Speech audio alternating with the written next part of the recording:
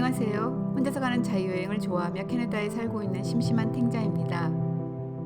나야가라 폭포에서 북쪽 온타리오 호수 방향으로 20여 분 달리면 나야가라 와인가도 위로 수많은 와이너리가 있습니다. 나야가라 폭포에 위치한 메리어트 호텔에서 겨울 특가로 조식 뷔페와 와이너리 투어 이용권을 제공하는 패키지 프로그램을 이용해서 종종 연말을 보내면서 서너 군데 와이너리를 방문할 기회가 있었습니다. 그 중에서 펠러 에스테이트 와이너리에 방문했던 이야기를 해보겠습니다. 1927년 헝가리에서 캐나다로 이민 온 앤드류 펠러가 1961년 처음 포도 농장을 시작한 후 1994년 나이아가라로 이주하여 가족 단위로 와이너리를 운영하면서 마침내 2001년에 펠러라는 이름으로 공식적으로 오픈하게 되었습니다. 펠러 와이너리는 널따란 포도 농장 위에 기품 있게 서 있는 대저택의 모습으로 방문객들을 맞이합니다. 주차장에 차를 세우고 잠시 걸어오는 동안 그새 얼어버린 몸을 로비의 따뜻한 벽난로에 녹이며 투어에 대한 궁금증으로 여기저기 기웃거리다가 와인샵을 구경했습니다. 와인샵으로 들어서면 투어 여부와 상관없이 3에서 7달러 정도를 지불하면 와인을 한 잔에서 석 잔까지 맛볼 수 있으며 만약 와인을 구입하게 되면 시음 요금은 제해줍니다.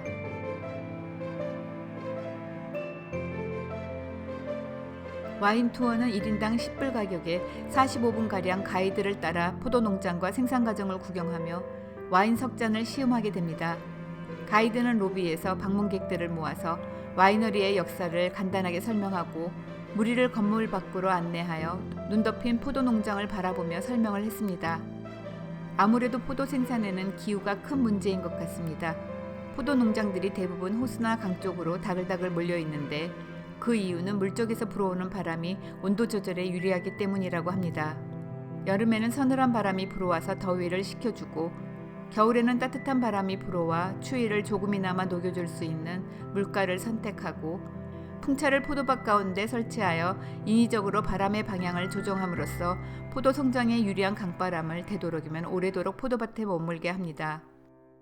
가이드의 성향에 따라서 설명 내용에도 차이가 있는데 몇 년 전 잭슨 트릭스 와이너리에서는 와인 제조 과정을 상세하고 흥미롭게 설명해 주던 청년 가이드와 유익한 시간을 보냈었고 펠러의 중년 여성 가이드는 제조 과정은 슬렁슬렁 넘어가고 와인 테이스팅을 무척 공들여 설명해 줬습니다.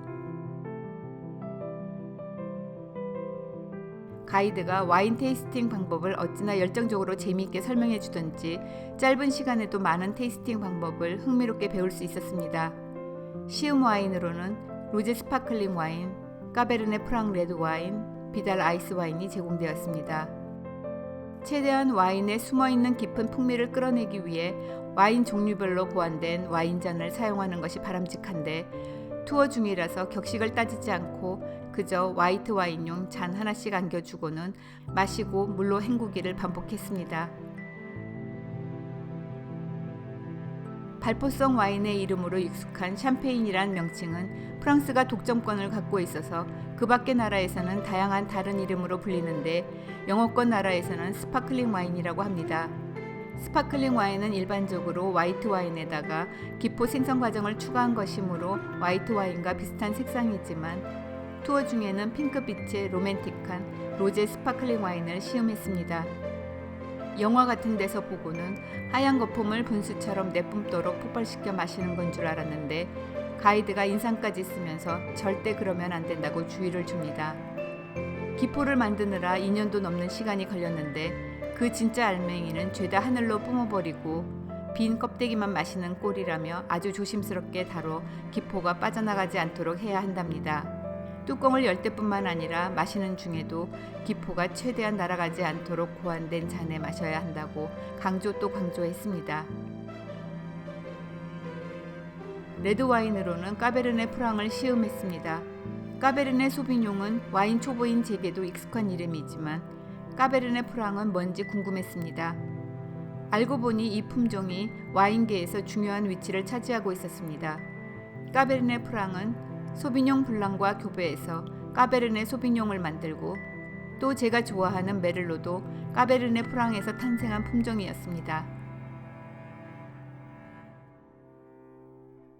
와인을 즐기는 방법 5가지 S에 대해서는 많이들 아시고 계실 겁니다.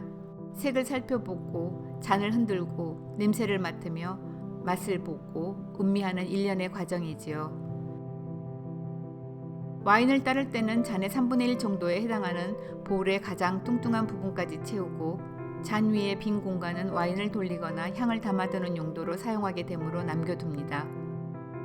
마실 때는 입속에 원래 있던 이물들 때문에 첫 모금에서는 와인 본래의 맛을 느끼기 어려우므로 간단히 입안을 씻어낸다는 느낌으로 마시고 두 번째부터 제대로 와인 고유의 맛을 음미하게 됩니다. 와인 앞에서는 고상을 떨어야 한다는 선입견이 있었는데 가이드는 소용돌이를 일으키듯 정신없이 빠르게 잔을 돌려대고 입안 구석구석 와인이 젖어들게 하기 위해서 마치 양침물로 입안을 헹구듯 우걱우걱 거칠게 다뤄서 깜짝 놀랐습니다. 레스토랑에서 점잖게 식사하며 와인을 곁들일 때는 예의를 갖추고 부드럽게 와인을 마셔야겠지만 오직 테이스팅만을 목적으로 할 때는 그 맛을 최대한 끌어내기 위해서 수단과 방법을 가리지 않는 게 아닌가 하는 생각을 해보았습니다. 마지막으로 캐나다의 명물인 아이스 와인 비달 블랑을 마셨습니다. 아이스 와인은 원래 독일이 원산지이지만 현재 생산량이 가장 많고 대중적이며 품질도 우수한 것은 캐나다산이며 그 중에서도 나이아가라에서 생산되는 아이스 와인이 세계 최고라고 합니다. 캐나다 살다 보니 자연스레 몇 번 아이스 와인을 맛본 적이 있는데 처음엔 달콤한 와인에 감탄하며 끌렸었지만 지나치게 단맛에 질려서 차츰 아이스 와인에 대한 흥미가 떨어졌었습니다. 그런데 가이드가 마시는 방법을 어찌나 상세하고 흥미롭게 설명해 주는지 그대로 따라하다 보니 새로운 세상이 열렸습니다. 먼저 혀끝에 한 방울 떨어뜨려 단맛을 살짝 경험하게 함으로써 앞으로 몰아닥칠 단맛의 강렬한 쇼크에 대비하여 미리 준비를 합니다. 다음 한 모금을 다시 입에 무는데 되도록 혀끝에 닿지 않게 하면서 입에 놓고는 혀 양쪽으로 흘러내리게 한 뒤 혀를 들어올려 혀 밑쪽으로 와인을 물고 있다가 삼키라고 합니다. 여름철 농익은 과일 맛들이 입안 가득 차오르면서 황홀할 지경이었습니다. 가이드가 빠른 속도로 과일 이름들을 나열하면서 느껴지죠? 하는데 정신없이 따라잡은 과일 맛이 리치와 복숭아였습니다. 맛을 찾아내는 기쁨이 어찌나 재미있고 신나던지 짜릿함이 와인의 달콤함과 함께 온몸에 번졌습니다.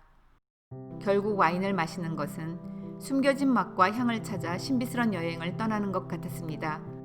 어떤 길을 택하고 어떤 문을 여느냐에 따라서 꽃과 꿀이 가득한 낙원이 펼쳐질 수도 있고 그냥 꽝으로 끝나버릴 수도 있는 흥미진진한 여행인 것 같았습니다.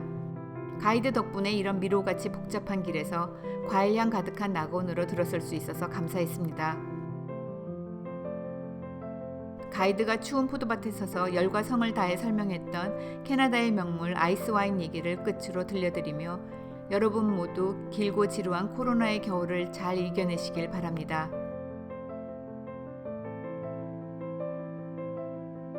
아이스 와인의 포도 품종으로는 추위를 견디며 얼어 죽지 않는 리즐링, 까베르네 프랑, 비달 등이 있는데 캐나다에서는 주로 비달을 사용합니다.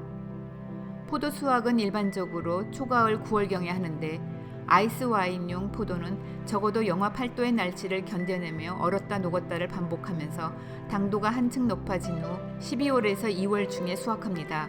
수확 시간까지도 당도를 유지하기 위한 최적기에 하는데 영하 10도에서 12도가 유지되는 밤 12시에서 새벽 6시가 바로 그때입니다. 해가 뜨기 시작하고 얼음이 녹기 시작하면 수분이 과즙과 섞이게 되면서 당도가 떨어지게 되고 당도가 낮아지면 엄격한 캐나다 아이스 와인의 조건을 충족시킬 수 없게 됩니다. 쉽게 어는 얼음과 잘 얼지 않는 당도 높은 과즙은 추울 때 그 둘의 분리가 용이하기 때문에 수확과 동시에 압축을 해서 과즙을 얼음과 분리하며 즉시 짜냅니다. 당도를 측정하는 단위로는 브릭스를 쓰는데 와인의 당분이 몇 % 함유되어 있는지 나타내는 수치라고 보면 됩니다. 일반 테이블 와인은 15브릭스 이하고 캐나다 아이스 와인은 35브릭스를 넘어야 합니다. 테이블 와인은 보통 4송이로 750ml 한 병을 만드는데 아이스 와인은 포도 40송이로 375ml 한 병을 만들게 되므로 20배 가까이 포도가 더 많이 소비되는 아이스 와인이 비쌀 수밖에 없습니다. 가끔 호주나 미국 생산의 싼 아이스 와인이 있기도 한데 이런 경우는 자연에서 얼린 것이 아니라 가을에 수확한 포도를 냉동실에서 얼려 만든 소위 짝퉁 아이스 와인이라서 자연에서 얼린 캐나다산과는 품질 면에서 큰 차이가 있습니다.